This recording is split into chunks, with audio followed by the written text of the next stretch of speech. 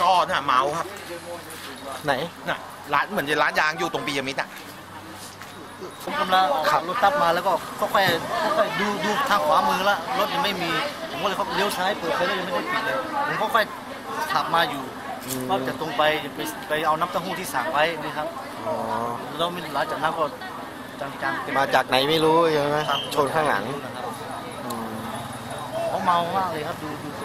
คนนี้คนเสื้อดำเขาเมาอยู่ตอนนี้เราคุยยังไม่รู้เรื่อง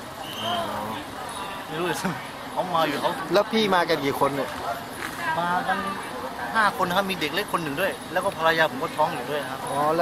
ล้วเป็นไงบ้างที่บาดเจ็บมีกี่คนตอนนี้บาดเจ็บไปโรงพยาบาลหมดแล้วครับมีภรรยาผมก็แน่นหน้าอกครับตอนนี้ท้องอยู่แล้วก็เด็กเล็กนี่หัวแตกเลยพวกนี้เลือดเต็มมือผมเลยแล้วก็ผมก็หัวแตกแล้วก็พี่สาวของภรรยานี่ยังไม่รู้สึกตัวไปโรงพยาบาลนะครับ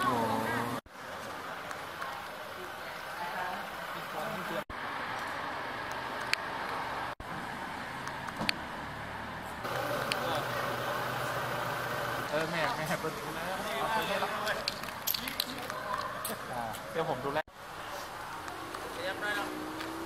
ค่ะก็พอดีกินข้าวอยู่ร้านโกดัวแล้วจอดรถทิ้งไว้เนาะแล้วก็กำลังจะจ่ายตังค์เนี่ยเจ้า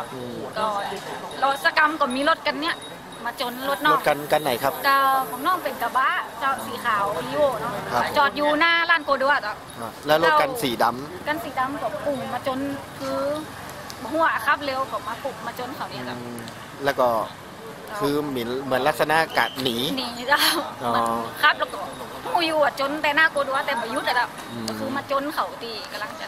ตั้งแล้วก็หนีก็มาจนกันนี่เจ้าก็เย็บที่เข็มมูสาวก็เข็มบุรกาหัวแตกกันเนี่ยจะได้บ้องหมอว่าได้บ้างครับผมย้ายไม่ได้เข้าไปผมไม่เข้าไปอ๋อแล้วร้อนนี่นะครับหมอว่าได้ของมูนี่นะแล้วแม่ย้ายมันเอาโหบมาไว้นี่ก็หล่นไปพอหามพ้นอยู่ที่ในมู